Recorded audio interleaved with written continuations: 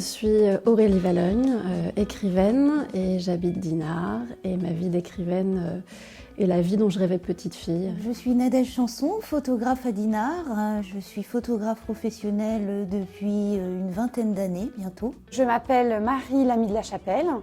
Je suis autrice, compositrice, interprète dans les musiques actuelles. J'ai un projet solo qui s'appelle Poésie Chevalier.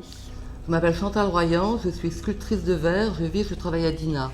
Je passe mon temps à lire, à noter des choses et puis à essayer de créer des histoires qui vont toucher au cœur des lecteurs.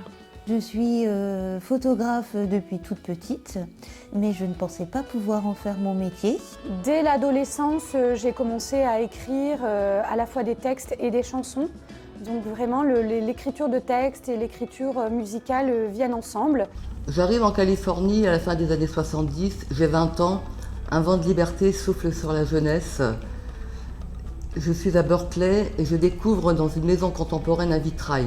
J'ai immédiatement envie de créer des vitraux. Alors Dinard, c'est ma ville de cœur, c'est la ville que je me suis choisie pour être à ma place et être heureuse. Donc oui, c'est une ville très très inspirante, déjà pour se sentir apaisé, ne pas être dans une course folle des grandes villes, et juste se sentir que tout devient possible dans une ville à taille humaine. Les clichés qui me sont apparus quand je suis arrivée ici, c'est plutôt de la photo de rue, parce que je suis vraiment dans la prise de vue, prise sur le vif et spontanée. Je suis venue visiter Dinard et je suis complètement tombée amoureuse de la ville. Et ça m'a donné la force vraiment et l'inspiration pour créer ce projet personnel. Vivre à Dinard m'inspire. Mes voyages, mes rencontres, mes ressentis, mes lectures, qu'elles soient scientifiques ou philosophiques, tout ce qui m'émeut m'inspire. Comment j'en suis arrivée à l'écriture, il y a eu quand même plusieurs déclics. Parce que c'était un rêve de petite fille, mais on ne s'autorise pas, petite fille, à dire à ses parents en fait, je ne vais pas suivre de grandes études, je vais juste suivre mon rêve et écrire. En tant que photographe femme, au tout début où j'ai commencé à exercer en tant que photographe professionnelle, j'ai senti quelques réticences. C'est vrai que c'est un métier, la photographie, où on a beaucoup plus d'hommes qui le pratiquent que de femmes. Je pense que vraiment dans tous les milieux, dans les milieux artistiques et donc aussi dans la chanson, il y a des barrières pour les femmes. Elles sont les mêmes qu'ailleurs. Peut-être qu'elles sont encore plus mises en exergue parce que la chanson, donc aller sur scène, se présenter sur scène, ça veut dire être un objet aussi de regard, de désir pour les autres.